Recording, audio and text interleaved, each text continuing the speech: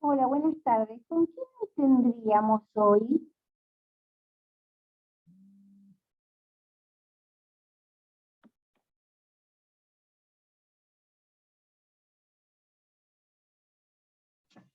Hola Mónica, no sé, ya veremos cuando llegue el profesor. Bárbaro, gracias. De nada.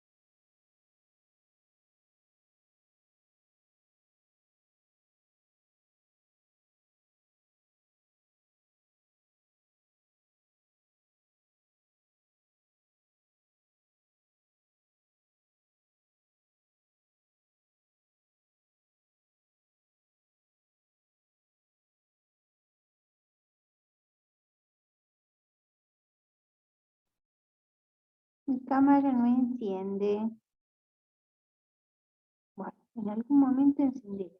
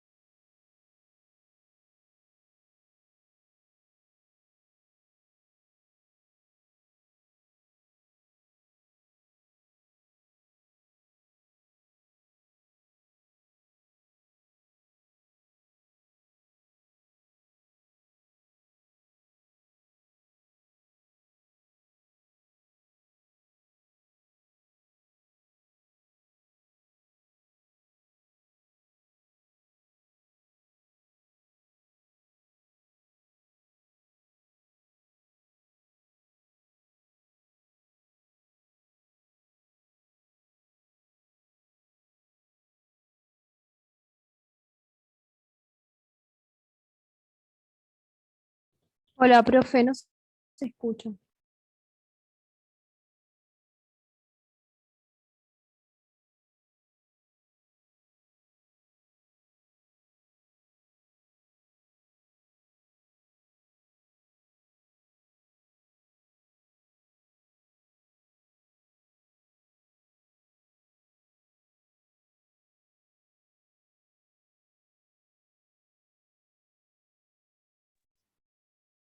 ¿Ahora sí me escuchan? Sí, ahora sí, ¿no? Ahora sí, sí. Y Perfecto. ahora sí. Buenísimo, buenas tardes, ¿cómo están? Hola, ¿qué ¿Bien? tal? Bien. Bueno, hemos tenido que volver a esta modalidad. Como ustedes ya saben, la razón por la que volvimos. Vamos a tener todas las clases así bajo esta modalidad hasta la fecha del examen. También estén atentos, más que nada porque lo hacemos bajo estas formas, de lo que vamos publicando, no le vamos a publicar, creo, hasta este momento, no está pautado publicarles trabajos prácticos ni nada, pero sí tengan en cuenta los mensajes, sobre todo, que se cuelgan en el campus virtual, ¿sí? Cuando habíamos retomado la presencialidad, de alguna forma, todo lo que se ponía en el campus después se explicitaba en la clase, en el aula. Así que ahora, como estamos en esta nueva modalidad, que la estamos retomando, tengan atención a todo lo que se va de algún modo publicando en el campus, ¿sí? Hasta ahora tengo unos 18 o 20 participantes.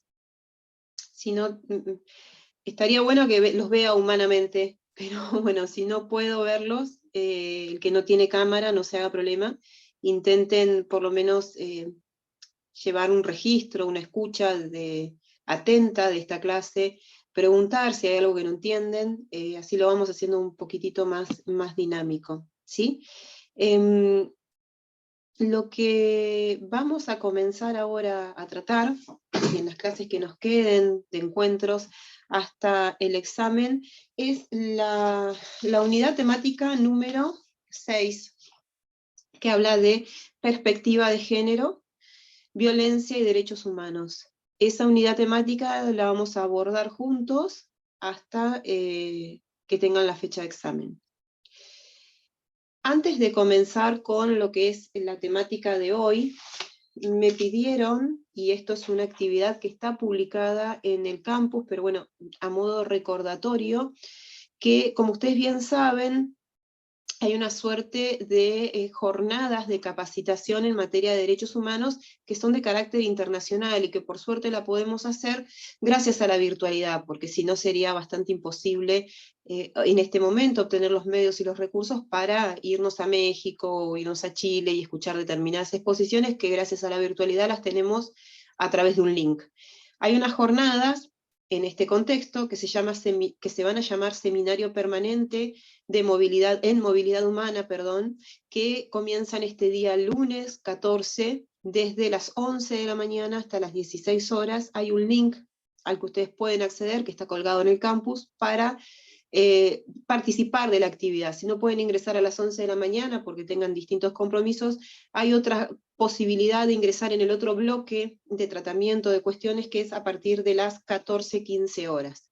Entonces o ingresan a las 11 o ingresan a las 14-15 horas, y por ahí está bueno este entrenamiento que empiezan a tener ustedes de participación en jornadas internacionales, y escuchar profesores que hablan a nivel ya de posgrado, que es un poco a lo que, bueno, apuntamos cuando nosotros nos recibimos e intentamos capacitarnos después de recibidos. Consecuentemente, esto por ahí está bueno que ustedes lo tengan como participación para el día lunes, porque va a ser realmente enriquecedor y yo entiendo que les va a servir, ¿sí? Así que bueno, esto es una suerte de aviso que les tenía que pasar antes de comenzar el desarrollo de la clase de hoy, y también esperando un poco a ver si se unen más chicos.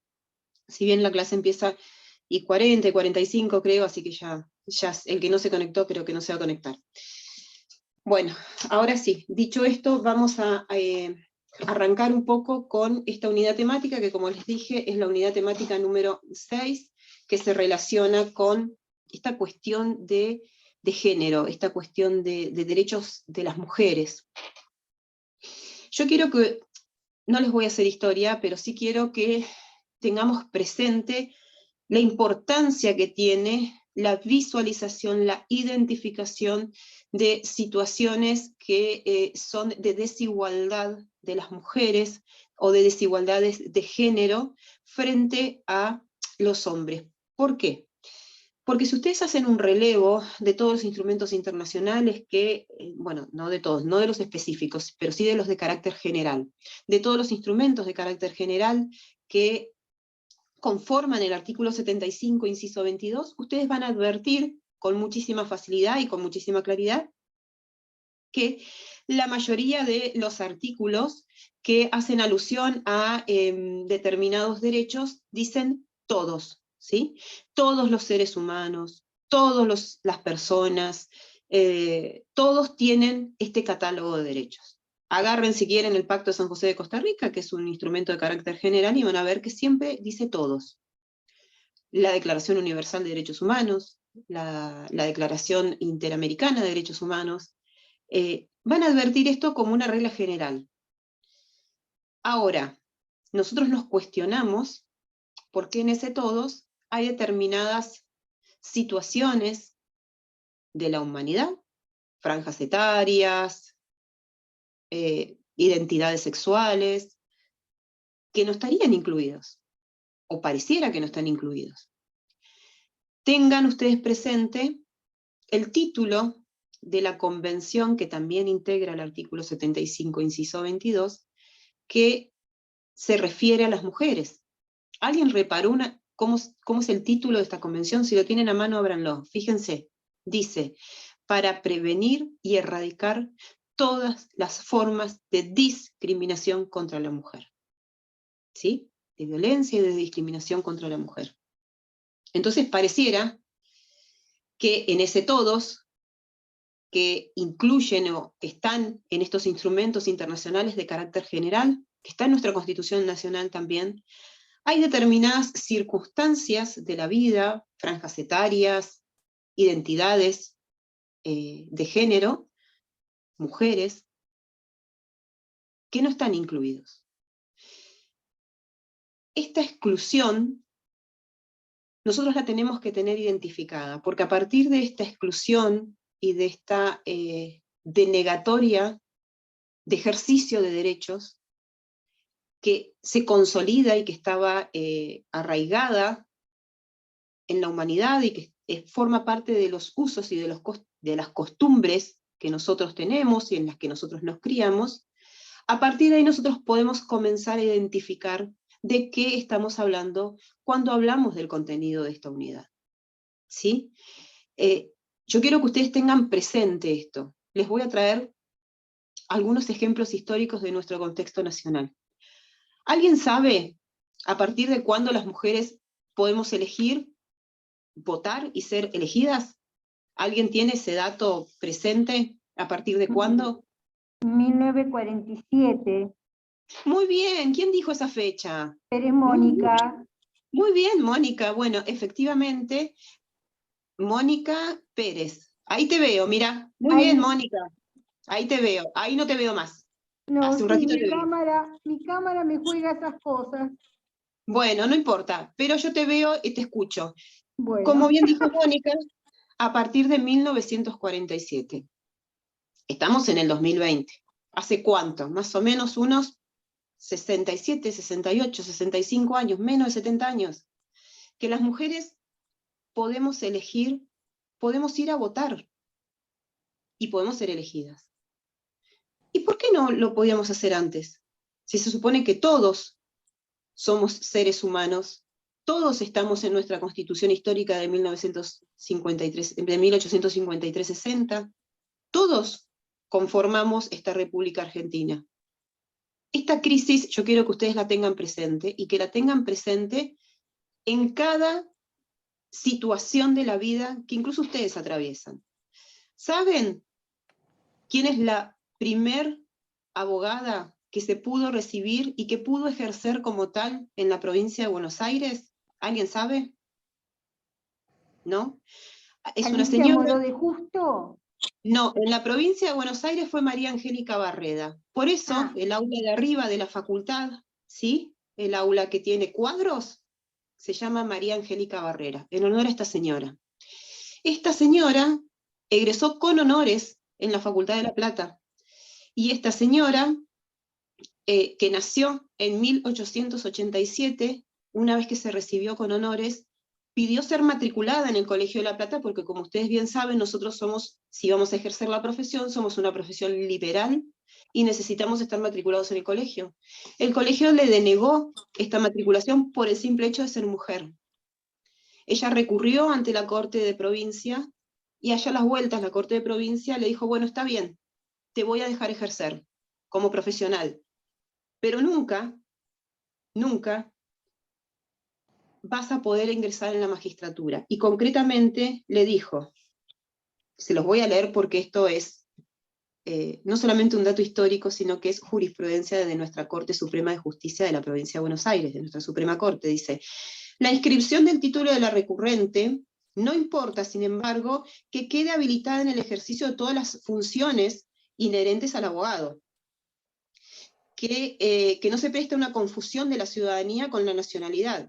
Si se considera que en algún caso podrá ser juez o miembro de esta Corte de la provincia una mujer acreditando solamente su edad y su título, porque para ser juez de primera instancia es requisito la ciudadanía, como para hacerlo también de la Suprema Corte.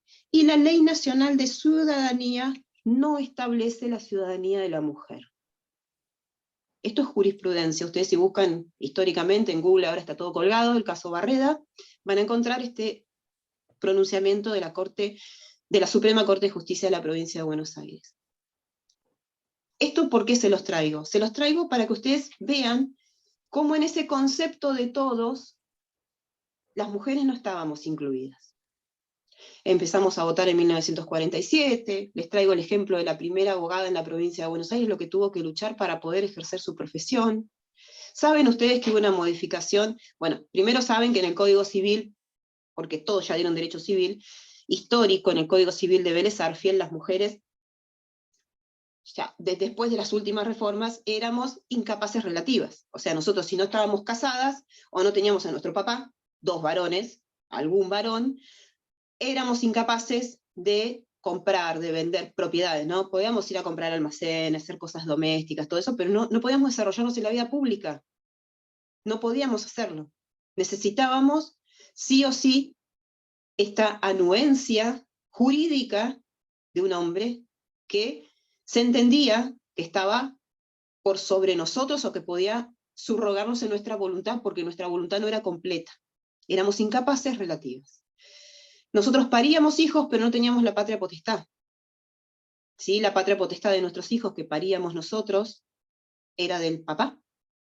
Nosotros teníamos que ir al domicilio de nuestro marido, teníamos que estar casadas. Nosotros, de acuerdo a la ley del nombre, éramos de, si ustedes van a ver los documentos de sus abuelas, van a ver que era fulana de tal, de, y el apellido. Y era nuestra identidad. Nosotros éramos propiedad de alguien masculino. ¿Sí? De ahí partimos nosotros. Ustedes fíjense que la igualdad recién de la patria potestad en el Código Civil de Vélez Arfiel, no el que está modificado ahora, sino que en el histórico Código Civil de Vélez Arfiel se instauró en 1985, después del advenimiento de la democracia. A partir de ahí estuvo la patria potestad compartida, a partir de ahí estaba también la posibilidad de que nosotros podamos elegir el nombre de nuestros hijos. En 1987, 88, recién se produce la modificación de la ley del nombre. Entonces a partir de ahí nosotros dejamos de ser de, porque esa designación de en el apellido, a partir de que nos casábamos, era una designación legal de nuestro nombre. Si nuestro nombre no estaba escrito con D, no éramos nosotras. O sea, ¿comprenden de qué escalón partimos? Y así les puedo dar millones de ejemplos existentes antes y que siguen persistiendo ahora. Por eso es importante que cuando nosotros ingresamos al estudio de esta unidad temática, tengamos presente efectivamente esta diferencia que hay, que es una diferencia discriminatoria. ¿Por qué es una diferencia discriminatoria?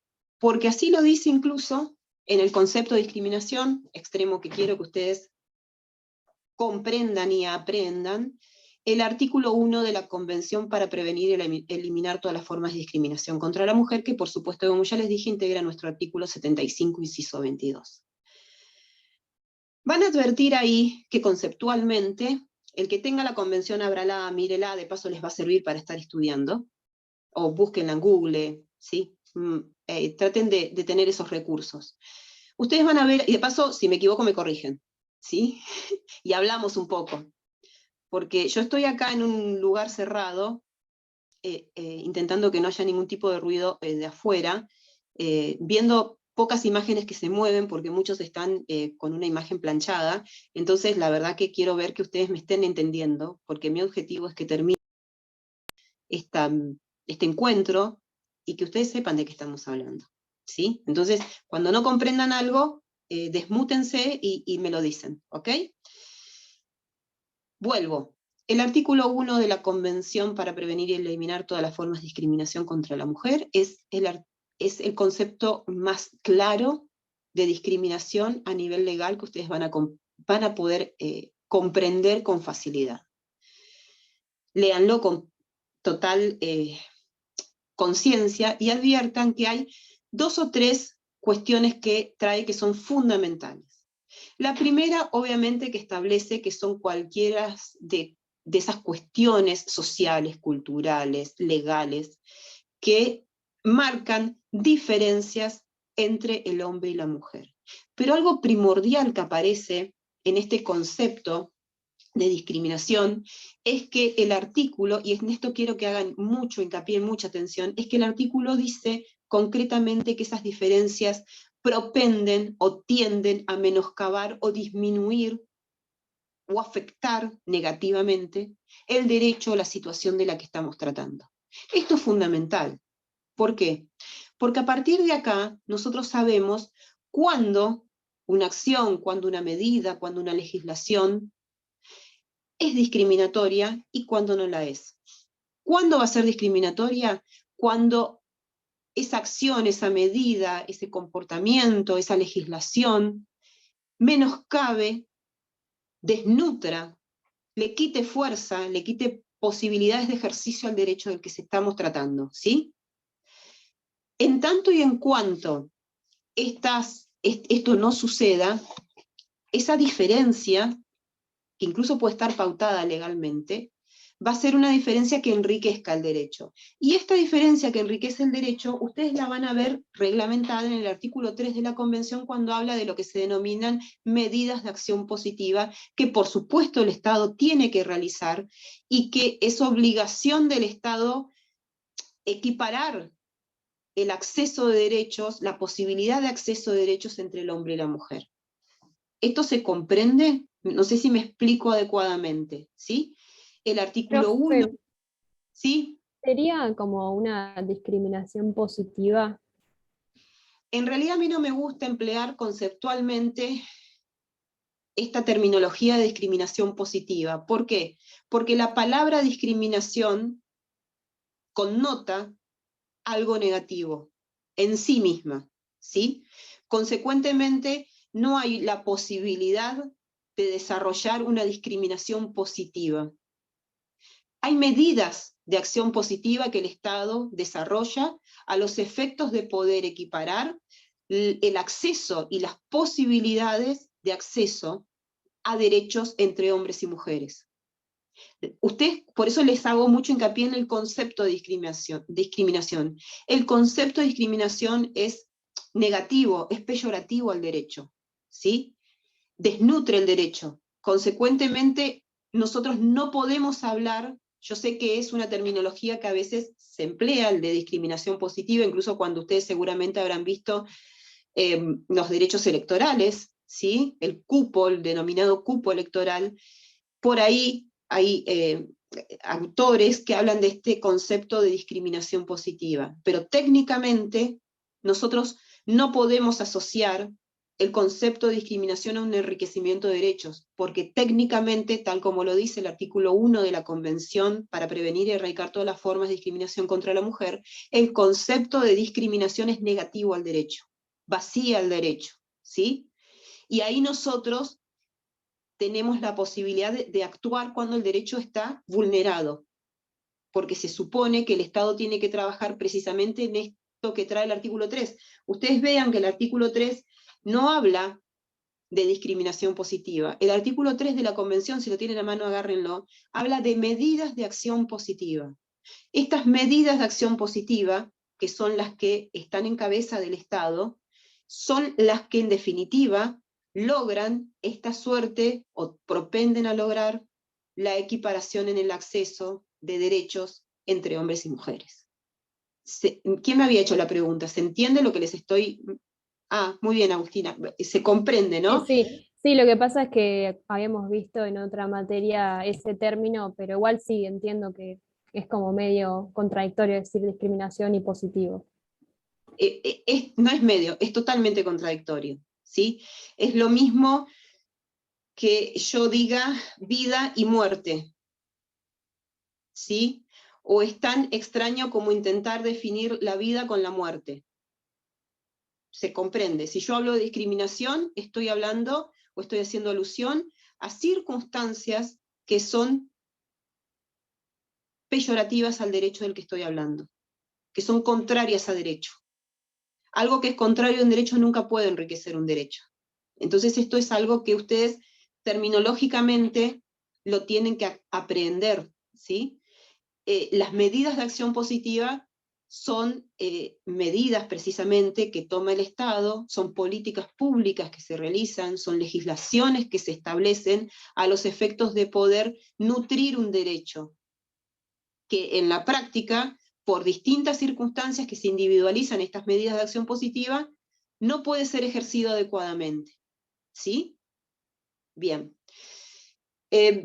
A ver, mi plan de trabajo de hoy.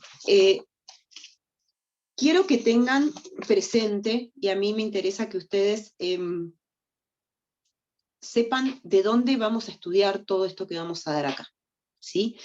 Por supuesto que ya les mencioné la Convención para prevenir y erradicar todas las formas de discriminación contra la mujer, que hoy la vamos a tratar, que es de lectura obligatoria. El artículo 1 lo tienen que saber, tienen que también entender el contexto del dictado de la Convención, que por supuesto parte de estas cuestiones que se refieren al que todos de los distintos documentos internacionales de carácter general pareciera que no incluyen a las mujeres, y de hecho no las incluye. Entonces los estados a nivel internacional necesitan poner un foco de atención sobre esta situación particular y establecer una normativa específica que desde su título ya incluye una cuestión que nos hace un poco de ruido porque es para prevenir y erradicar todas las formas de discriminación y de violencia contra la mujer. ¿Sí? Entonces ustedes lean también el preámbulo de esta convención, el artículo 1, por supuesto el artículo 3, que marca estas medidas de acción positiva, que es lo que venimos hablando. La estructura de la convención es de muy fácil lectura y ustedes van a advertir cómo va marcando diferentes medidas y diferentes situaciones que debe realizar el Estado, que es el Estado el que se compromete a través de la firma de la convención a efectuar dentro de su ámbito local, a los efectos de poder equiparar y que este concepto de discriminación que se define en el artículo 1 efectivamente no exista dentro de la comunidad y se logre la equiparación que se establece en el artículo 3 con las medidas de acción positiva en los distintos ámbitos de desarrollo de las mujeres, y que se propenda que las mujeres también salgan de su esfera privada, donde estaban relegadas, y que estén en la esfera pública. Van a encontrar también en la estructura de la convención que hay la creación de un comité. Como todos los instrumentos internacionales, se crea un comité a los efectos de el seguimiento y el contralor de todas las políticas y de todos los derechos que se establecen en la Convención. Les voy a hacer un paréntesis, porque por ahí alguien me puso una cara cuando yo hablé esto del ámbito público y el ámbito privado. Ustedes saben que las mujeres, normalmente, y por eso esto del concepto de ama de casa, ¿no? No hay un amo de casa, hay una ama de casa. Y en el Código Civil de Vélez Sarsfield, precisamente, y con estas cuestiones relacionadas a que éramos incapaces relativas, estábamos relegadas al ámbito doméstico, al ámbito de nuestras casas, ¿sí? Al ámbito de la crianza y atención de los chicos, de la crianza y atención del marido, de que la progenie se desarrolle, de ser madres. No estábamos vinculadas al ámbito público, por eso no votábamos, por eso no podíamos ir a comprar una casa, ¿sí? La Convención para prevenir y erradicar todas las formas de discriminación contra la mujer propende a que la mujer en el ámbito público pueda desarrollarse con igualdad de oportunidades que el hombre. En el ámbito público quiere decir fuera de su casa. Y propende también, por otro lado, a que en el ámbito doméstico el hombre asuma la responsabilidad conjunta de las distintas situaciones domésticas que se generan. Por eso se habla de la eliminación de todas las formas de discriminación y de violencia contra la mujer. ¿Sí? Entonces, esta cuestión que ustedes cuando aborden el tema de derechos de las mujeres lo van a advertir como una escisión que existe entre el ámbito privado y el ámbito público. Yo creo que ustedes ya en algo les dije cuando hablé de los derechos de los niños, esto de que a las nenas les regalan las cosas de juguetes que son para desarrollar tareas hogareñas, y al hombre chiquitito, niño, le regalan juguetes que se desarrollan en el ámbito público. Bueno, esto nosotros que lo tenemos incorporado culturalmente, en definitiva, es el afianzamiento de la discriminación, el afianzamiento de que la mujer es de lo privado y el hombre es de lo público, el afianzamiento de que la mujer hace estas cosas y el hombre no. ¿Sí? Que estas son cosas negativas o mínimas que las hace la mujer, que no son trabajo, que son amor. ¿No lo han escuchado varias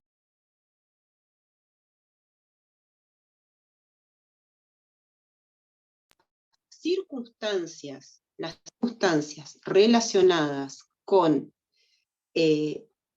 las cuestiones hogareñas, precisamente son de las mujeres, y las cuestiones que se relacionan con el afuera son de los hombres. Esto nosotros lo tenemos incorporado culturalmente. Y a esto propende la Convención cuando intenta prevenir y erradicar todas las formas de discriminación contra la mujer. Nosotros dentro de nuestro ámbito interno tenemos la ley que de alguna forma reglamenta esta convención. ¿Y por qué les digo de alguna forma? Porque ustedes saben que la Convención para prevenir y erradicar todas las formas de discriminación contra la mujer está inserta en el artículo 75, inciso 22 de la Constitución Nacional, y el artículo 75 precisamente es aquel que ordena al Congreso la realización de determinadas leyes, ¿sí? Además del artículo 75, inciso 22, y la Convención para prevenir y erradicar todas las formas de discriminación contra la mujer, nosotros tenemos en nuestra Constitución Nacional el artículo 75, inciso 23, que específicamente ordena que el Estado dicte legislación específica en materia también de mujeres, para precisamente eliminar estas cuestiones relacionadas con la discriminación de las mujeres en el ámbito nacional. Este juego de estos dos artículos lleva a que en la República Argentina se haya dictado una ley que es estructurante, que es la ley madre, que ustedes la van a, bueno, el título es muy similar al de la convención, de la ley, pero lleva el número 26.485. La ley 26.485 es la ley estructurante, es la ley madre, que en definitiva, de algún modo reglamenta o cumple con esta orden dada por la Constitución al Congreso en el artículo 75, inciso 22, con la Convención para prevenir y eliminar todas las formas de discriminación contra la mujer, y del artículo 75, inciso 23. ¿Sí? Esta ley, ¿por qué es importante? Porque además de marcar la misma línea, 26.485, Benjamín, me preguntaste, ¿no? 26485. Si no recuerdo. Sí, 26485, dictada en el boletín oficial el 11 del 3 del 09. Para el chico que me preguntó, creo que era Benjamín. ¿Fuiste vos, Benjamín? ¿Sí? Bueno, ahí desaparece el mensaje. Es la ley 26.485, boletín oficial 11 del 3 del 09. Esta ley, bueno, obviamente que es de lectura obligatoria, y es otro de los lugares donde nosotros en esta cursada vamos a sacar las cosas que necesitamos para aprobar el examen. Esta ley tiene también conceptos que son importantes, ¿sí? Ustedes van a encontrar un desarrollo en el artículo 4 de esta ley de qué es el concepto de violencia, de qué significa el concepto de violencia contra la mujer. Me interesa que tengan presente algo que se los quería compartir acá, pero no sé, es como que no encuentro mucho la forma, así que lo que voy a hacer es dar vuelta la cámara y les voy a enfocar la pantalla, donde tengo un gráfico que me interesa que ustedes tengan presente y que se denomina, que ustedes lo van a poder googlear y que lo van a ver como una imagen muy concreta, y que se denomina, como les decía, el iceberg de la violencia, el iceberg de la violencia contra la mujer. El artículo 4 de la... Acá está. ¿Lo logran ver? ¿Logran ver? Sí, profe. Bien. El iceberg de violencia contra la mujer. Esto que ustedes ven ahí, ¿sí?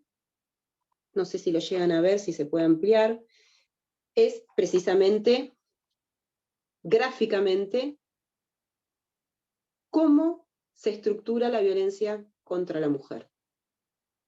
Van a ver que hay una parte, un iceberg es un pedazo de hielo, para el que no sabe qué es, ¿sí? El hielo, ¿qué pasa? El iceberg grande, por ejemplo, cuando nuestro glaciar Perito Moreno se empieza a romper y se produce el deshielo, y la ruptura del glaciar Perito Moreno, caen pedazos de hielo grandes. Eso es un iceberg. El iceberg tiene la particularidad que hay partes de ese hielo que están arriba, como lo pueden ver acá, arriba del agua, que son las que nosotros vemos. Pero hay otras partes, muchas, que están por debajo. ¿Ven? Por debajo del agua, que son las que nosotros no vemos, salvo que buceemos. Esto es muy gráfico a los efectos de ver las violencias contra las mujeres que nosotros vemos socialmente. Las que se ven son las que están ahí arriba. El asesinato, el año pasado tuvimos relevado en la República Argentina 231 casos de femicidios, ¿sí? La agresión física, el abuso sexual, gritar, insultar, amenazar, ¿sí? Esto es lo que nosotros vemos en formas visibles o formas explícitas. Pero después hay un sinnúmero de situaciones, muchas de las cuales nosotros tenemos incorporadas socialmente, que se desarrollan en el ámbito de la invisibilidad, en el ámbito invisible, que incluso son formas no tan explícitas, sino que son formas sutiles. Quiero que pongan, o quiero que me digan cuál de todas estas a ustedes les puede llamar más la atención. Fíjense que hay, ¿sí?, chantaje emocional, desvalorización, humillación. Hay una allá abajo que no sé si la llegan a ver, que quiero enfocárselas particularmente, que me interesa que la tengan presente, ¿sí? Micromachismos. ¿La ven? La de abajo de todo. Anulación, lenguaje sexista, micromachismos. Bueno, esto es el iceberg de la violencia. Ahora quiero trabajar con ustedes en esto de qué son los micromachismos. Los micromachismos son esas circunstancias cotidianas que atravesamos como hombres y como mujeres, que los hombres las perciben como normales y que nosotros también, y que sembran esa diferencia en el acceso a derechos. ¿Sí? Ah, vos te toca cocinar, vos sos la que cocinás. ¿Cómo la heladera está vacía? La ropa, ¿dónde están las medias de los chicos? Las tenemos incorporadas, ¿no? O sea, Ay, perdón. sí, ¿me estaba El hablando quién? concepto de que el hombre ayuda a la mujer en las tareas del hogar. No es que Hay la un... Yara sos, ¿no? Porque sí, no te veo. no tengo la Sí, cámara. sí, no te veo, te veo. Ahora te escuché bien. Bueno, eso que dice Yara, ustedes van a recordar que no hace mucho había una propaganda que decía, no me ayudes, una propaganda publicitaria que decía, no me ayudes. El no me ayudes implicaba, vos también estás a cargo de esto. Es tuyo también. Si es tuyo, no me ayudás. ¿Por qué? Porque es tuyo. Estos micromachismos, en los que son la primera base del iceberg de la violencia, y que tenemos naturalizados, y que ustedes, yo les traigo a cuentos, algunos, podemos hacer una clase de micromachismos. Cuando se den vuelta en su casa, quizás, ojalá no, pero quizás van a encontrar muchos. Cuando salgan a la vida, quizás no, pero ojalá no, pero quizás van a encontrar muchos. Cuando vas manejando y te dicen anda a lavar los platos porque se supone que las mujeres somos las que manejamos peor que los hombres, y yo les voy a decir que estadísticamente las mujeres, de acuerdo a los siniestros viales, somos las que menos chocamos, porque somos las personas más prudentes que los hombres, estadísticamente hablando, pero son micromachismos, son preconceptos. Son situaciones que nosotros las tenemos incorporadas. Ah, si te pones una pollerita corta, está bien que vengan y que te digan algo feo en la calle o algo que te moleste, que te haga daño. Que si andás caminando a la noche, sabes que vas a tener miedo porque es muy probable que te pueda llegar a pasar algo. Y vas mirando desesperadamente para todos lados. Nosotras los tenemos incorporados a estos micromachismos. Y en estos micromachismos es en donde hay que trabajar a los efectos de empezar a erradicar la base del iceberg de la violencia. ¿Para qué? Para que no eclosione en lo que se ve arriba, que son los femicidios, y les vuelvo a repetir, la tasa del año pasado de la República Argentina, estadísticamente constatada por la Corte Suprema de Justicia de la Nación, es 231 casos. Calculen que tenemos 365 días.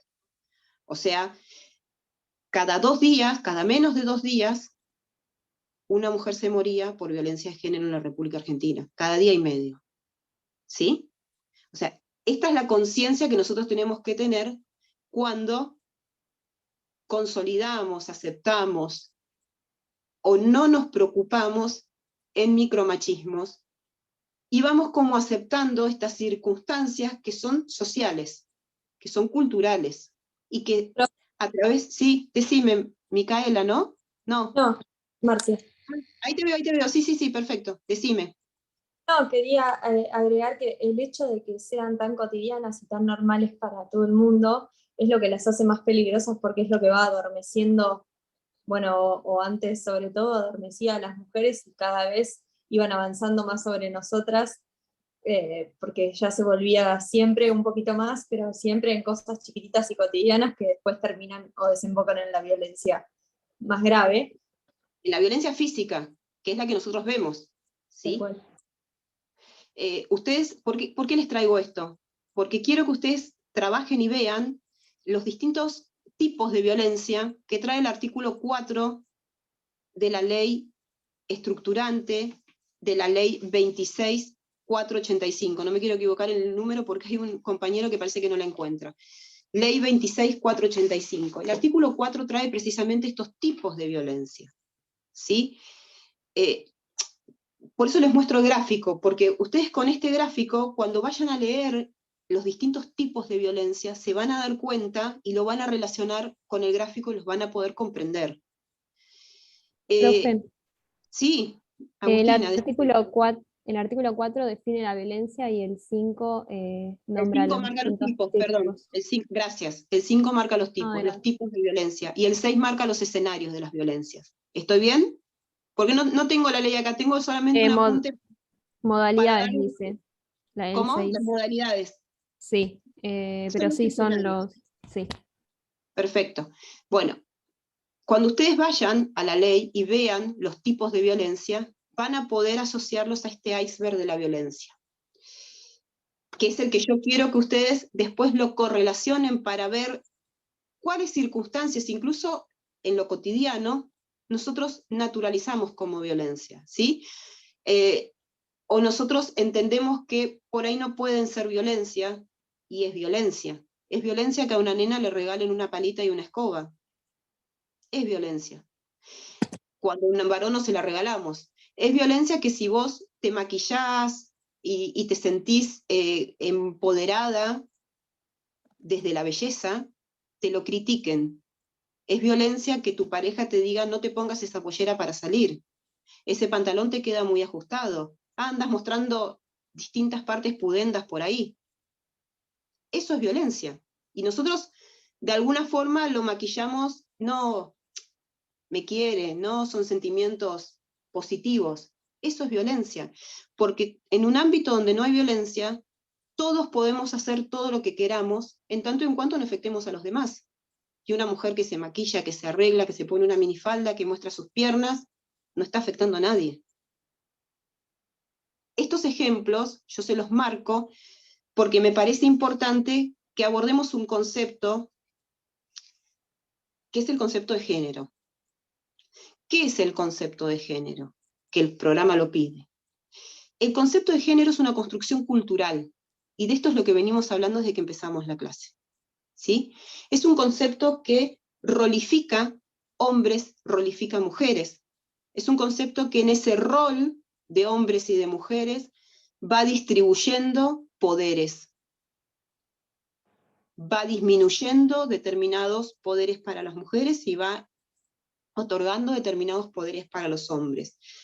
El concepto de género se construye culturalmente, y el concepto de género, y sobre el concepto de género, sobre el que hay que trabajar a los efectos de lograr la equiparación y un concepto general que incluya a todos.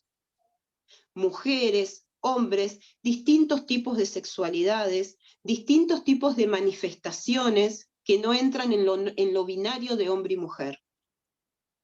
Este concepto de género, yo quiero que ustedes lo tengan incorporado como una construcción cultural, una construcción que la sociedad va trabajando y en la que el Estado debe propender a que no existan diferencias rolificadas y que sea integrativa. Pero en definitiva el concepto de género lo que define son roles de poder. La mujer no puede hacer tal cosa, el hombre sí puede hacer tal cosa. El hombre tiene poder sobre la mujer y la mujer no lo tiene. El aprendizaje, el trabajo en el aprendizaje de los derechos y del empoderamiento de las mujeres en derechos, y acá les estoy introduciendo otro concepto que es el empoderamiento de las mujeres, hace a que el concepto de género se trabaje desde un lugar que sea acorde al derecho a la igualdad y a la equidad. No sé si esto es muy abstracto, no sé si me están siguiendo. ¿Se entiende? ¿Sí? El concepto de género lo construimos nosotros socialmente. Por eso el Estado debe intervenir para que este concepto sea abarcativo de todas las situaciones. ¿Sí?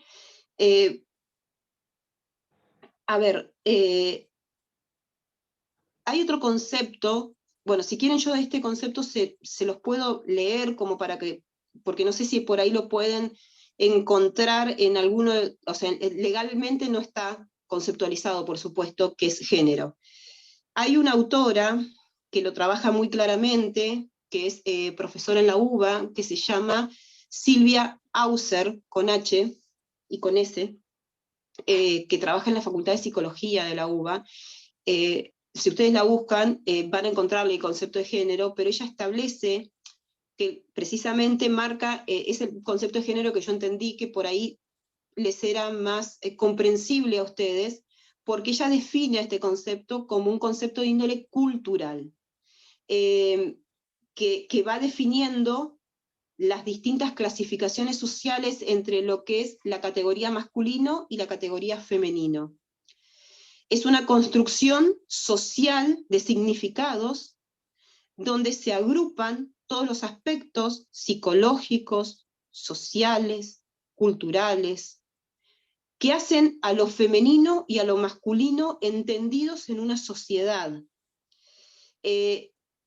Por eso es importante las acciones que se hacen en la sociedad, estatalmente, culturalmente, para que este concepto de género sea abarcativo de todas las situaciones existentes. Y ella introduce también, Silvia Hauser introduce en este concepto de género, en esta construcción social y cultural, que en definitiva lo que hace, o lo que propende y en lo que hay que trabajar, es en que rolifica poderes. Esto que yo les decía, lo femenino está en el hogar, lo masculino está en el afuera, en la vida pública, ¿sí? El concepto de género lleva a que ustedes tengan en cuenta que es una construcción cultural, que el Estado debe trabajar en esa construcción cultural para que esta rolificación entre circunstancias de hombres y de mujeres se equipare, y ahí están las políticas públicas y las intervenciones culturales que se tienen que realizar, de culturización, de instrucción, de empoderamiento de las mujeres, y que el tema crucial es que este concepto de género, que nosotros lo trabajamos culturalmente, en definitiva va consolidando situaciones que rolifican poderes, ¿sí? El poder del hombre de hacer tal cosa, el poder de la mujer de no hacerla o de hacer tal otra. Por eso se trabaja mucho en este concepto de género como una entidad social que tiene que propender a la igualdad. ¿Se comprende? ¿Se entiende? ¿Sí? Bien. En este concepto de género, yo les mencioné una cuestión que creo que el programa la trae, sí, que es el empoderamiento. ¿De qué hablamos cuando hablamos de empoderamiento? Estamos hablando de que todas las mujeres nos sintamos poderosas, empoderadas, con capacidades, con posibilidades. Que si hay un hombre que está haciendo una actividad, nosotros también la podamos hacer. Y eso se trabaja culturalmente desde la primera infancia.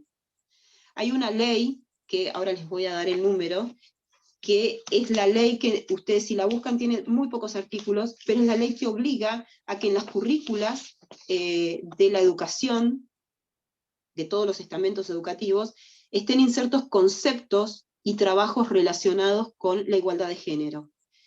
Es la ley que se denomina de educar en igualdad, y es la ley 27.234.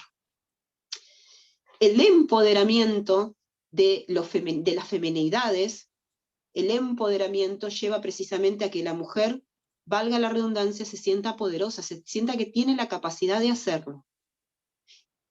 Y por el otro lado, el Estado tiene que propender a este empoderamiento. Yo les invito a ustedes que están estudiando Derecho, que se fijen en, como ejercicio, ¿no? Para que vean de qué estamos hablando. En las distintas plantillas de los organismos estatales de juzgamiento, ¿sí? O sea, vean en la Corte Suprema de Justicia de la Nación, vean en la Suprema Corte de Justicia de la provincia, vean en nuestro Departamento Judicial de Mar del Plata, en los lugares de mayor poder de decisión, ¿cuántas mujeres hay? Hagan ese ejercicio. Por el otro lado, fíjense cuánta matrícula hay de mujeres estudiando Derecho. Fíjense cuántas mujeres recibidas hay, abogadas. Vean que no es una cuestión relacionada a la carencia de mujeres letradas, sino que es una cuestión que se relaciona con el poder, con la diferencia de género, con el trabajo en el concepto que se tiene que realizar de que las mujeres pueden, deben, y que las mujeres también están empoderadas desde su interioridad, y eso es un trabajo que se realiza, como les digo, desde la primera infancia, para poder llegar y ejercer ese poder que parece que es netamente masculino. Y ni que hablar si yo les digo que ustedes hagan este relevo de hace 20 años atrás. Menos mujeres van a encontrar. Y ni que hablar de que lo hagan 30 años atrás. Les estoy diciendo que cuando Barreda se recibió de abogada y pidió ser aceptada en el colegio público de La Plata, le dijeron que no, y la corte de provincia le dijo, está bien, matricularte podés matricularte, pero no vas a entrar nunca al Poder Judicial. Nunca vas a poder ser juez. Vean esto, esta es una realidad de nuestra cotidianeidad, que luego impacta necesariamente en el juzgamiento de los casos. Estas son realidades que nosotros vivimos, hoy vivimos. Entonces, esto que yo partí al principio de la clase diciéndoles, las diferencias estructurantes existen, tienen que visualizarlas y tenemos que partir del escalón de que efectivamente en la sociedad actual hay diferencias peyorativas hacia los derechos y hacia el ejercicio de los derechos de la mujer, y si a partir de ahí, de esa realidad, comenzar a trabajar. Esto no es antes que pasaba, esto no es algo que pasaba, perdón, antes y hoy no pasa, es algo que hoy lo estamos viviendo. Al año pasado se murieron, como les dije, en femicidios 231 mujeres. ¿Esto qué quiere decir? Quiere decir que hay un poder masculino que entiende que la mujer puede ser matada. Eso quiere decir. Quiere decir que esos hombres consideraron que esas cosas que tenían, que eran sus mujeres, o con las que tenían algún tipo de vinculación o de vínculo, les pertenecían al punto que podían disponer de ellas de la forma que se les cantara. ¿Sí?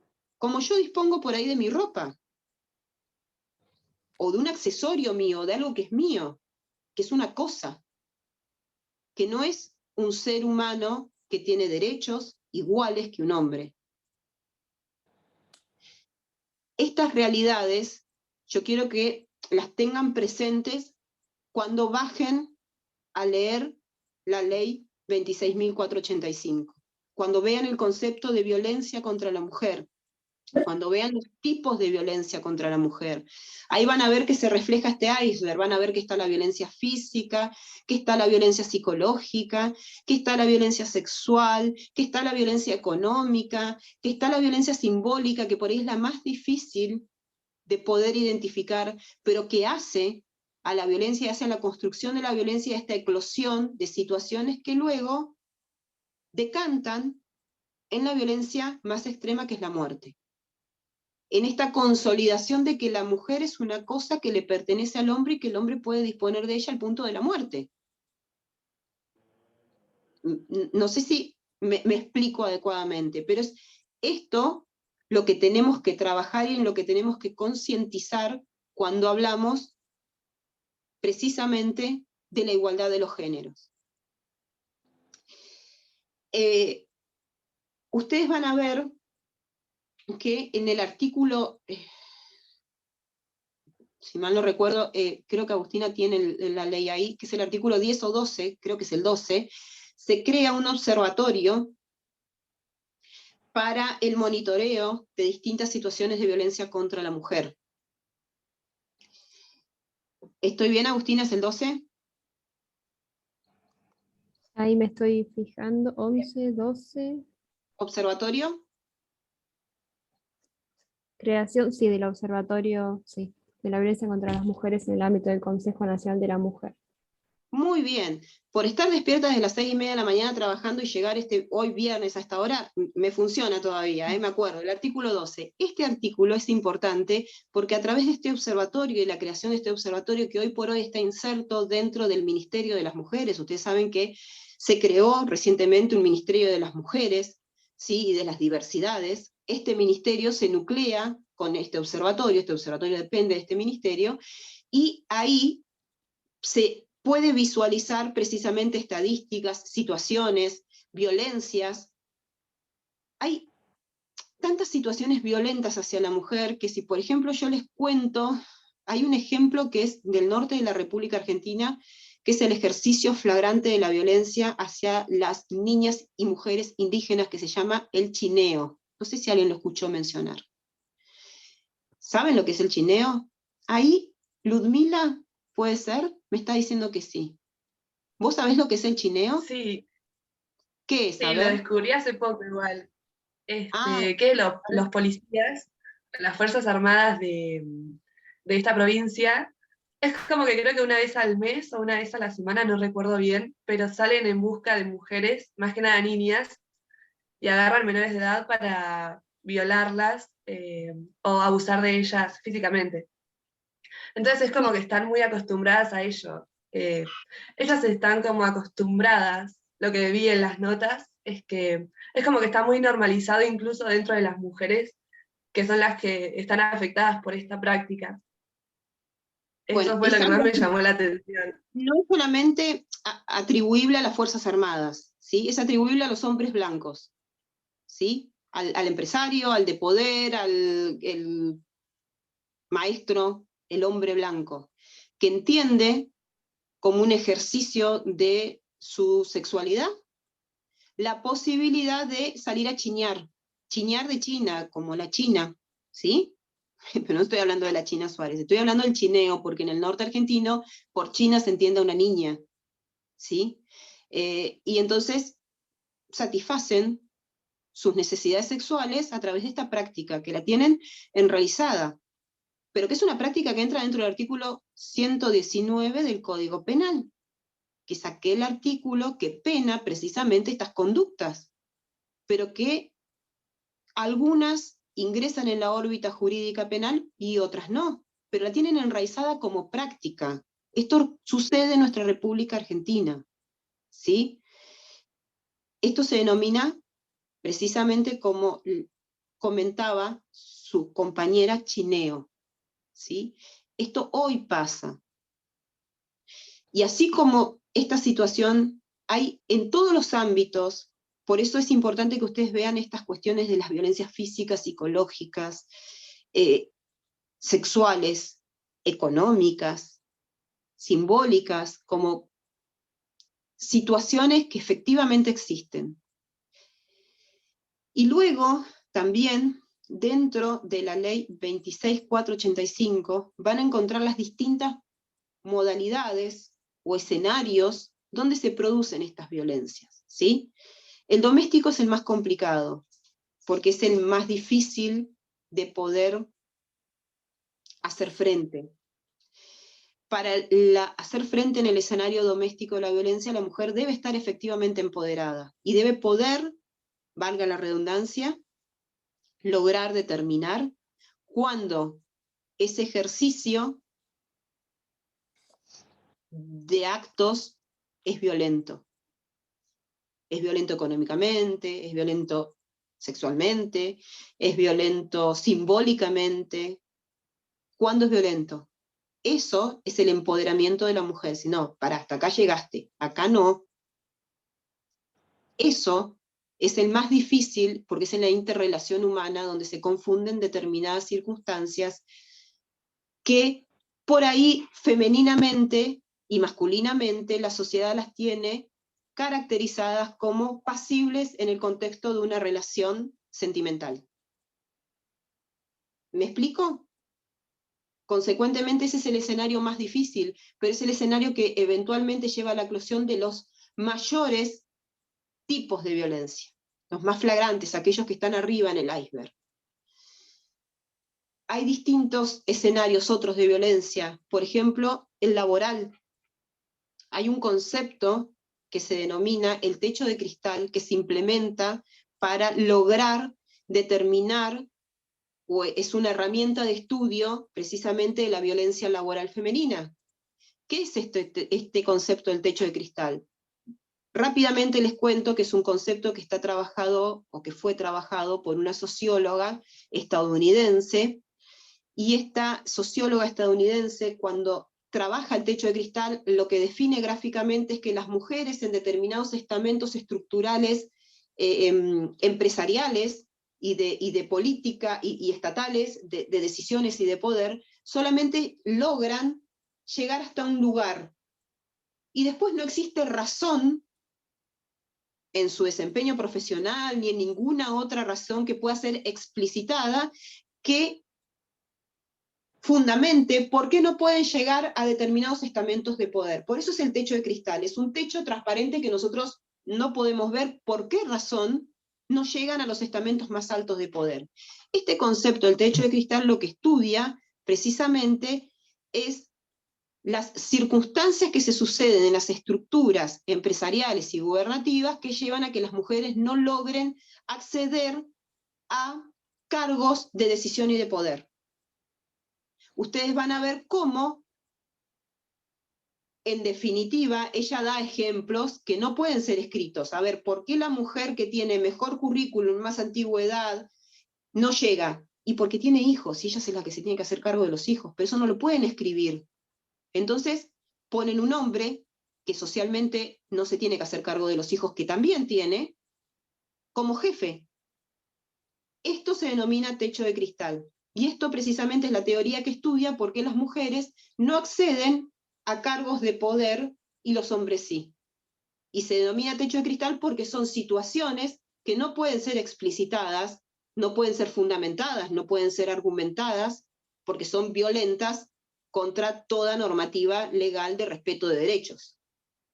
Esto se denomina techo de cristal, y esta es una teoría que se trabaja en el ámbito laboral para explicitar y explicar por qué existen violencias laborales contra las mujeres. Esto es un ejemplo, ¿sí? A ver, nosotros, ustedes cuando vean estas laboral, reproductiva, antes las mujeres no podíamos decidir cuántos hijos queríamos tener, teníamos hijos. No estábamos empoderadas en métodos anticonceptivos, en planificación familiar, en situaciones que nos llevaban incluso a la vida. ¿Cuántas mujeres fallecían por tener hijos y tener hijos y tener hijos? Bueno, esto hace el concepto perdón, de violencia reproductiva. Hay una ley que se trabaja y que propende a que no exista la violencia obstétrica, que es una ley nuestra, que se denomina de parto respetado. Para el que la quiera ver, es la ley 25.929, ley de parto respetado. Esta ley de parto respetado precisamente opera en el ámbito de la violencia obstétrica. Propende a que las mujeres en ese espacio tan vulnerable de la obstetricia y del momento de parir y de traer una vida al mundo, tengan un ámbito respetado y respetuoso de sus derechos, ¿sí? Esta es la ley denominada de parto respetado. Sí, ¿quién me quiere hablar? Díganme. Yo. Sí, decime. En otra carrera habíamos visto el tema de esa ley por las mujeres privadas de la libertad que las hacían parir esposadas a las camas. Sí, sí. A ver, hoy por hoy, sin estar privada de la libertad, hay determinadas prácticas que atan a las mujeres a las camas en el momento de parir. No te estoy hablando de mujeres privadas de la libertad, sino de mujeres que van a parir y que en determinadas circunstancias el médico, la médica, el profesional a cargo, decide atarlas a la cama.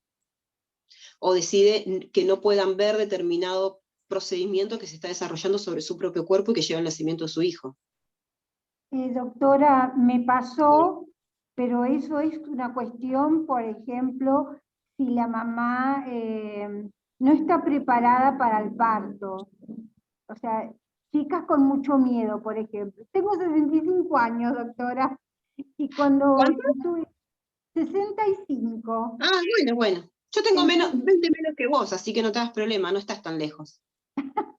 Me ataron las piernas, entonces yo le dije al doctor que yo no tenía miedo, y bueno, debido a eso me desataron, pero me habían atado las piernas como un matambre para tener a mi primer hijo.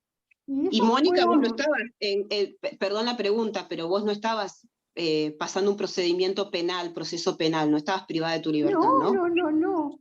Bien, ahí tenés un ejemplo de lo que yo te decía, Agustina, que no necesitamos irnos al ámbito penal para ver violencias hacia las mujeres en el ámbito obstétrico, ¿sí? Y son prácticas que, bueno, Mónica la relata, pero que siguen existiendo, en mayor o en menor medida. Es un ámbito, las que fuimos madres, sabemos que es un ámbito de extrema y de alta vulnerabilidad para nosotras. Es un lugar donde se necesita mucha contención y mucho respeto. Por eso está esta ley de parto respetado. Sí, igual tampoco es necesario que lleguemos a prácticas como atar a las mujeres, que ya me parecen extremos. Sobre todo en los hospitales públicos pasa muchísimo que hay un destrato y un maltrato y una falta de información a las madres que van a tener a sus hijos, que es denigrante y que ya es una práctica totalmente aceptada.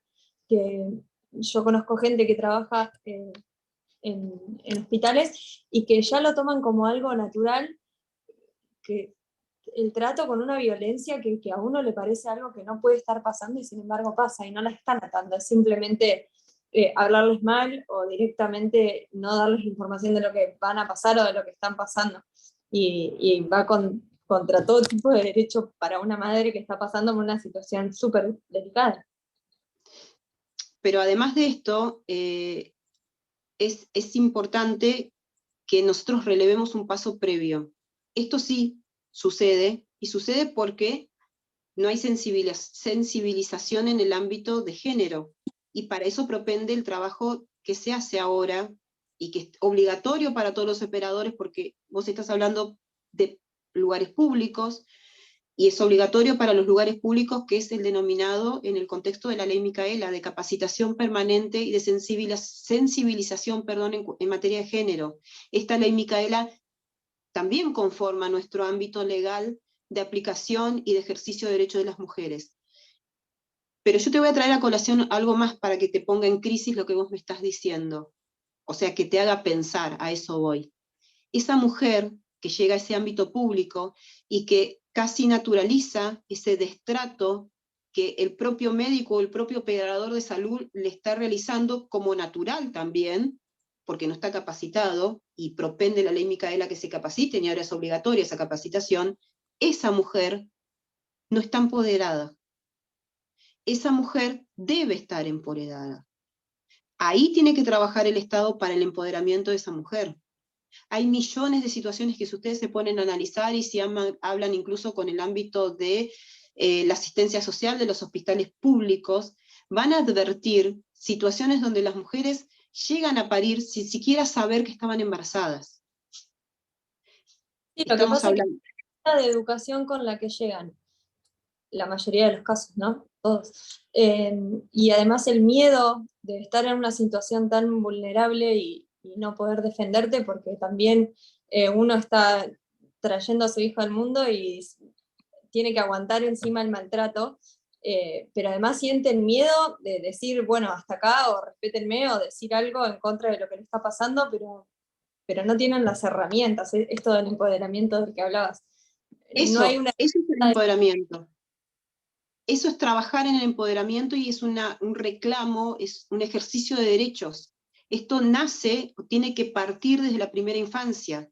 La niña en el colegio tiene que ser empoderada en derechos que implican que en el afuera ella ejerce exactamente su función exactamente igual que cualquier persona, y que un hombre, que ella es portadora de derechos, y que esos derechos deben ser respetados. Eso es el empoderamiento, se trabaja desde la primera infancia. Se trabaja con el respeto de la ley que yo les comenté de educar en igualdad.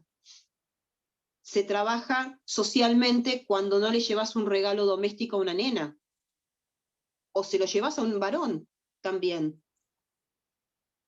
Se trabaja en esta culturización del concepto de género y la definición de roles. ¿Sí? Eso es el empoderamiento. El ejemplo que nos trae, no llego a leer, Marcia, ¿no? ¿Sí? Bien, lo leí bien. El concepto, el ejemplo que nos trae ella, nos sirve para comprender y aprender la dimensión del empoderamiento y la importancia que tiene. Una mujer empoderada quizás nunca llega a esa situación, a esa exposición de su humanidad. ¿Sí?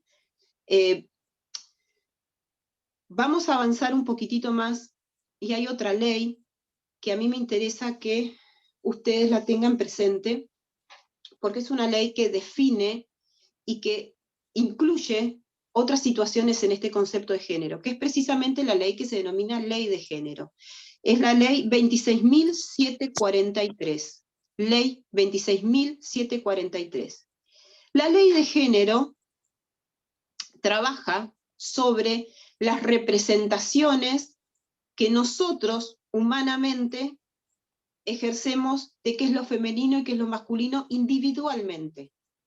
Yo me reconozco una mujer cis, como se dice ahora, o un hombre cis. Yo me reconozco una persona transexual, una persona travesti. Yo me reconozco y tengo el derecho incluso a cambiar mi identidad individual de género. Esta ley 26.743 es la ley que define qué es el concepto de género, la identidad de género desde el lugar privado de las personas. Ustedes van a ver que en el artículo 2 de esta ley, no sé si la tienen a mano, si no búsquenla, 26.743, está publicada en el boletín oficial el 23 de mayo del año 2012. Ley 26.743. Establece el derecho individual al ejercicio del género con el que yo me autopercibo. Y precisamente en el artículo 2 ustedes van a ver esta definición de la identidad del género, de la forma en que yo me autopercibo, y esa forma tiene que ser respetada socialmente, al punto que yo puedo cambiar mi documento, sin tener que transformarme externamente como el sexo del que yo me autopercibo. Si yo me autopercibo un varón, no tengo que cambiar mi forma externa para poder acceder al derecho del cambio de identidad documentativa, ¿sí? Se establecen, ustedes van a ver ahí, determinados procedimientos y salvaguarda de los derechos de los niños menores de 18 años, ese es el concepto de niños, que desean o que van a ejercer su identidad de género de un modo distinto al asignado al nacer o al nacimiento, y cómo se realizan determinados procedimientos legales a los efectos de respetar y de salvaguardar la identidad de género de los niños. ¿Sí? ¿Alguien me quiere preguntar algo? Bueno, esta ley de género, que tiene muy pocos artículos, es importante que ustedes la tengan presente, más que nada en lo conceptual, porque es la única ley que nosotros tenemos a nivel nacional que nos define qué es el concepto identitario, individual de género, de identidad de género, ¿sí? Que lo define precisamente, como les decía, en el artículo 2.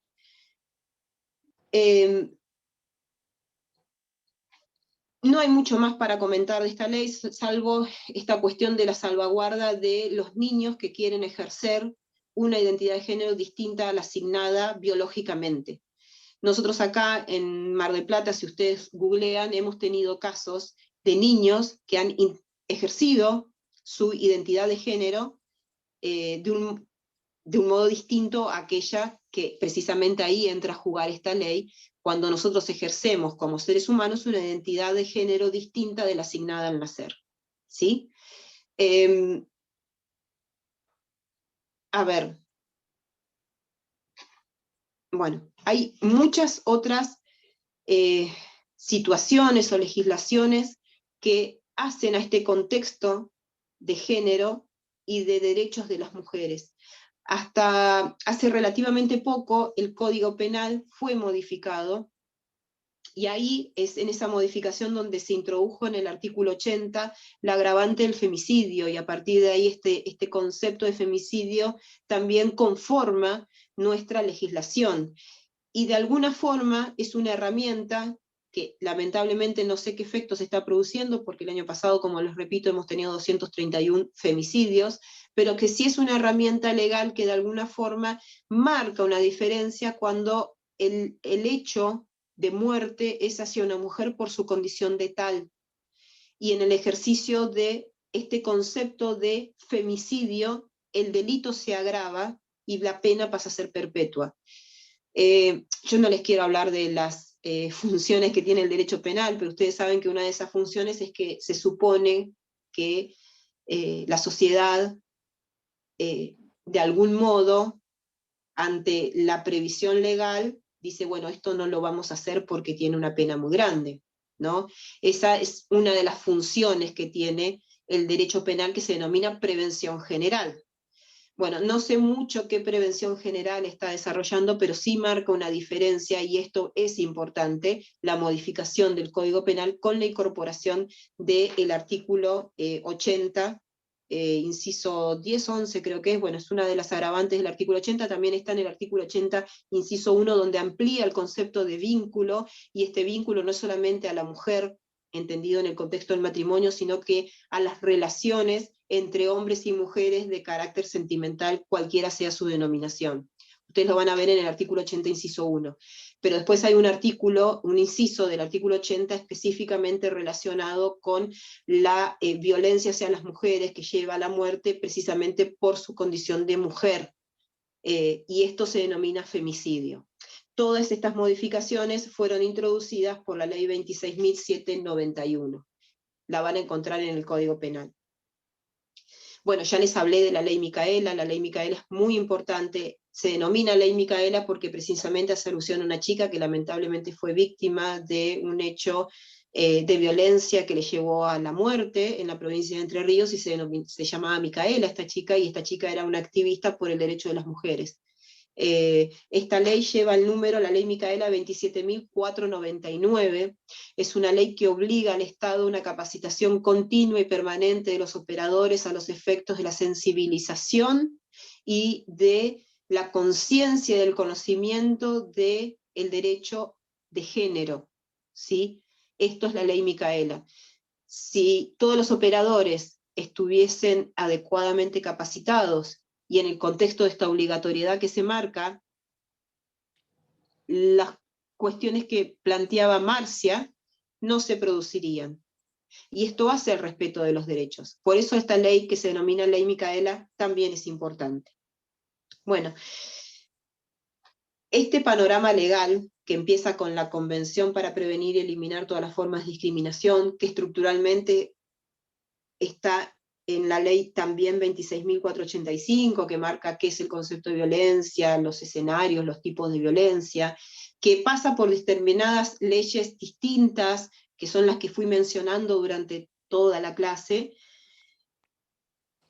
termina de alguna forma estructurando todo lo que es el panorama legal, que es el que yo necesito que ustedes comprendan para poder abordar en un modo acabado de qué hablamos cuando hablamos de derecho de las mujeres y derecho de género. Hay una ley que es un protocolo facultativo, que en realidad lo que hace es introducir el protocolo facultativo de la Convención para prevenir y erradicar todas las formas de discriminación contra la mujer dentro de nuestro ámbito local, que es la ley 26.171, donde la Argentina asume la competencia del comité creado en la Convención para prevenir y erradicar todas las formas de discriminación contra la mujer, como una competencia específica en materia de protección y de avances sobre derechos de las mujeres, ¿sí? Y lo particular que tiene este protocolo facultativo, del que les repito, la Argentina es parte, es que en este ámbito internacional, las mujeres individualmente tenemos legitimación activa. Y acá les hago un paréntesis. Ustedes saben que en el ámbito internacional, las personas individualmente, por ejemplo, en el ámbito de la Convención de San José de Costa Rica, no tienen legitimación. El caso tiene que ser llevado por la comisión, ¿sí? Bueno, en el ámbito de este comité, la particularidad que tiene es que las mujeres individualmente, una vez agotado el procedimiento que se establece, ¿sí? En el protocolo y todo, que entre las cuestiones que lleva es el agotamiento de la vida interna, bla, bla, pero una vez que todo eso sucede y que todos los pasos procesales están expeditos, nosotros tenemos individualmente la legitimación para llegar al comité a hacer un reclamo. Si bien la función del comité no es coercitiva, porque por supuesto no es como una corte que tiene coerción, sí tiene funciones de pedir al Estado informes, reclamar al Estado cumplimiento de derechos. Entonces, en ese contexto, la posibilidad de que las mujeres individualmente tengamos legitimación activa para llegar a un organismo internacional, como es el comité, nos da también un poder más sobre nuestros derechos y sobre el reclamo y el cumplimiento de los mismos. Por eso es importante este protocolo facultativo y la suscripción de la República Argentina a través de la ley 26.171. A ver, quiero que ustedes sepan también, y esto también hace al derecho de las mujeres y de las distintas manifestaciones que ingresan dentro del concepto de género, que tenemos la reciente creación precisamente del Ministerio de las Mujeres y de las Diversidades, que también propende a que los derechos de las mujeres y de las diversidades de género sean respetados y se trabaje respecto a este respeto y a esta igualdad. Ustedes, si entran en la página del Ministerio, van a advertir y van a ver, alguien se tiene que ir, bueno, no importa, yo creo que sí, más o menos la clase está terminando un ratito, pero quiero terminar cerrando con todo lo que es el ámbito legal, que es lo que a ustedes les va a servir para poder primero conocer el contexto de lo que estamos hablando cuando hablamos de derechos de género y derechos de las mujeres en la bolilla 6, pero además en lo práctico les va a servir para el examen, ¿sí? Este ámbito legal de alguna forma se cierra con la creación de este comité, de este ministerio. En el ministerio, ustedes van a ver, si ingresan a la página, la creación de distintos programas que precisamente propenden a la inclusión de las mujeres y de las diversidades en los diferentes ámbitos sociales y culturales. Entonces, el que le interese puede ahí también advertir cuáles son las políticas públicas concretas que el Estado está desarrollando para precisamente trabajar la erradicación del concepto de discriminación con el que arrancamos esta clase, y esas políticas de acción positiva o medidas de acción positiva que el Estado se obliga a realizar a través del artículo 3 de la Convención para prevenir y erradicar todas las formas de discriminación contra la mujer, que conforma nuestro artículo 75, inciso 22, y que el Estado argentino suscribió. Todo esto que les di es el panorama legal. Todas estas leyes que les fui mencionando, ¿sí? ¿Quién me habla? Yo, ¿cómo era el nombre del ministerio? Es el Ministerio de las Mujeres y de las Diversidades. Si lo googleas, pones Ministerio de las Mujeres, te aparece, ¿sí? Se llama Ministerio de las Mujeres, Género y Diversidad, ¿sí? Gómez Alcorta es la ministra. Fue recientemente creado, es más, fue creado con este gobierno, así que es un ministerio nuevo. Antes había una dirección de las mujeres que estaba inserta dentro del Ministerio de Desarrollo Social. Todo este panorama, para cerrar, ¿sí? Es legal, es el que a ustedes les sirve a los efectos de comprender el contexto de lo que estamos hablando cuando abordamos la bolilla número 6. Ahí en la bolilla número 6, en la unidad temática número 6, ustedes van a advertir que hay otros contenidos. Creo que el concepto de género hoy ya lo trabajamos, el concepto de empoderamiento también, pero los otros contenidos que hacen alusión a los casos, y fundamentalmente a los casos de la Corte Interamericana de Derechos Humanos que se tratan ahí, los vamos a ver la clase que viene, como casos concretos, ¿sí? También me gustaría por ahí traerles casos que son de violencias reales acontecidas, para que ustedes por ahí puedan ver y puedan trabajar y puedan definir en situaciones concretas qué es lo que pasa. Si llegamos, la clase que viene, vamos a hacer así como hoy vimos el iceberg de la violencia, que es muy gráfico, vamos a ver de qué hablamos cuando hablamos del círculo de la violencia, ¿sí? Que es otro concepto que a mí me interesa que ustedes lo tengan comprendido cuando hablamos de violencias hacia las mujeres.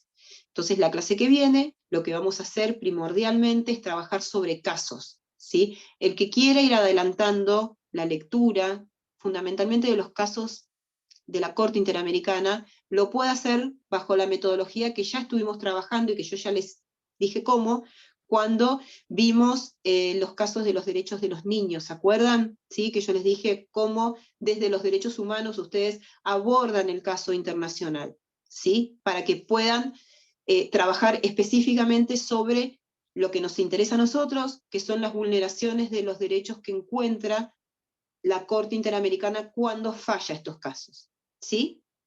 ¿Alguien me quiere hacer alguna pregunta? ¿No? Bueno.